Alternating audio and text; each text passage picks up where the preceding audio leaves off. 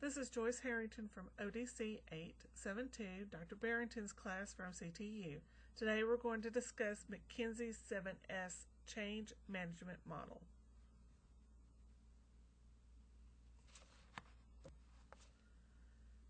The 7S model was created by McKinsey consultants Tom Peters, Robert Waterman, and Julian Phillips with the help of Richard Pascal and Anthony G. Atos in the 1980s during a meeting. The purpose of the 7S model is to analyze the organization's organizational design by looking at 7 key areas. These key areas are strategy, structure, system, shared values, style, staff, and skills. By looking at each key area, it allows the change management team to see if each area is aligned with the organizational goals and missions.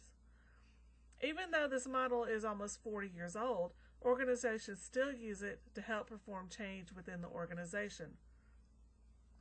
The 7S model presents an emphasis on human resources, which is a soft S, rather than the traditional mass production tangibles of capital infrastructure and equipment. The goal of the 7S model is to show that all 7 areas can be aligned and achieve effectiveness for the organization. Moreover, the 7S model shows how each key area interacts with other key areas. The 7S model is broken up into 2 main areas, soft and hard. Each address key areas within the organization that needs to be observed and aligned during the change process. The soft factors are style, staff, skills, and shared values.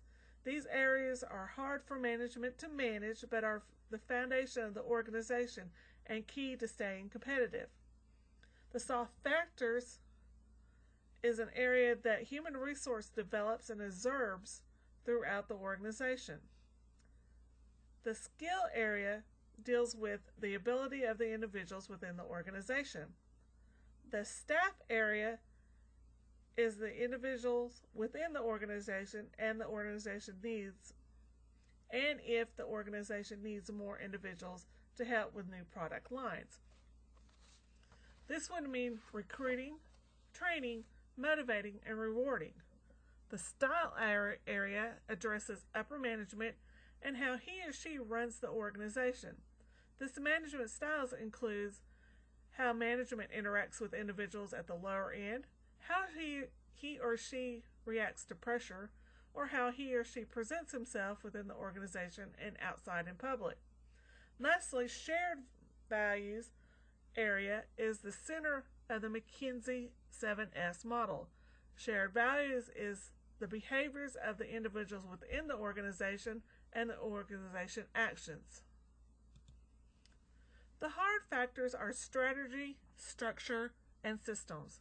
These areas are easy for management to manage and identify.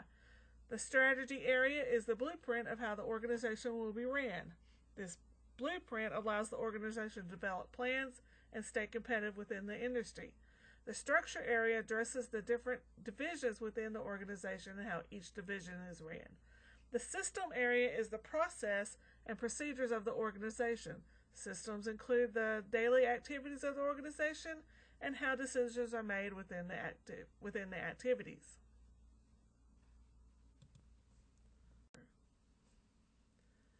The 7S model allows the organization to facilitate organizational change, help implement new strategies, identify how each area may change in the future, and facilitate the merger of organizations.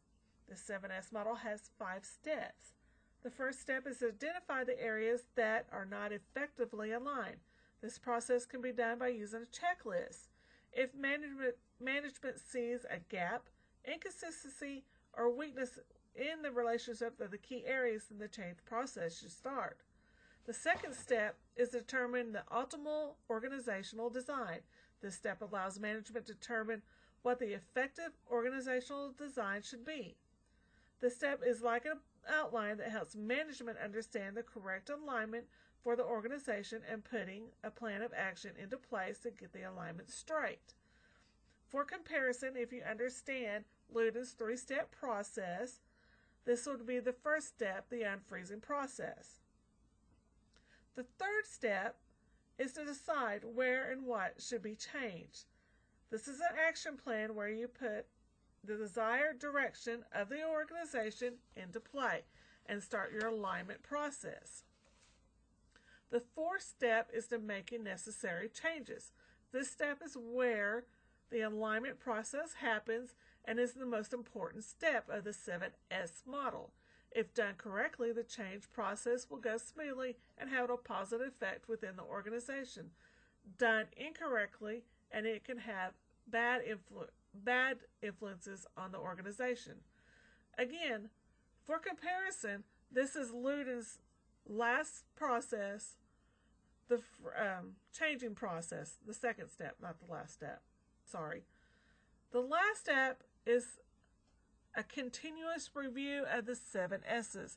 The continuous review of the 7 S's will help management identify any alignment issues that might happen within the organization and address problems quickly. For comparison, this is Luden's last step, the refreezing process. I hope this presentation helps you understand McKinsey's 7S model and how it works within the organization. Thank you.